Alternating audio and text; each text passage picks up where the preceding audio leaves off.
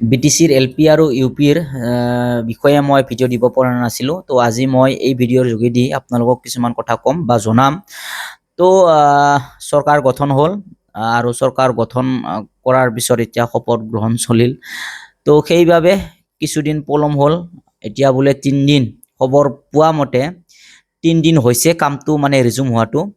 তো 3 দিন হৈছে মাত্ৰ, মানে কিছুমান কাম আধৰুৱা আছিল বুলি কৈছে ভেৰিফিকেশ্যন কৰাটো। তো এতিয়া আমি কৈছিলোঁ যে বা এক্সপেক্টো কৰিছিলোঁ আৰু যদি কামটো অলপ আগত হ'লহেঁতেন তেতিয়াহ'লে মে' মাহৰ লাষ্টত হ'লহেঁতেন। এতিয়া মাত্ৰ 3 দিন হৈছে কামটো ৰিষ্টাৰ্ট হোৱাটো।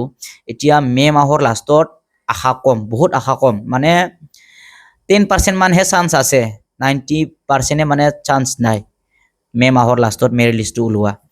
তো যদিহে মানে 10-12 দিন লাগিব বুলি কৈছেতো, তো যদিহে 10-12 দিনৰ মূৰত যদি সঁচাকৈ হয়, কামটো পুৰা সম্পূৰ্ণ হয়, তেতিয়াহ'লে ডেফিনেটলি জুন মাহৰ ফাৰ্ষ্ট উইক বা ছেকেণ্ড উইকত মেৰিট লিষ্টটো ওলাব আৰু এই জুন মাহতে এপইণ্টমেণ্টটো দিয়াৰ হেৰিটো হ'ব। আৰু এতিয়া কেইদিনমান পিছত পুনৰ খবৰ কৰিব লাগিব, একজেক্টলি মানে জুন মাহত ওলাব নে নোলায় এইটো মানে খবৰ কৰিব লাগিব। এতিয়া 10-12 দিন লাগিব বুলি কৈছে। তেতিয়ালৈ মই আপোনালোকক মই ভিডিঅ' দিম, যেতিয়া মানে সঠিক মানে তথ্যটো পাম। মে' মাহৰ লাষ্টত একবাৰ সুধি পেলাই আপোনালোকক মই জনাবলৈ চেষ্টা কৰিম। এতিয়া মে' মাহলৈ আপোনালোকে ধৈৰ্য ধৰক,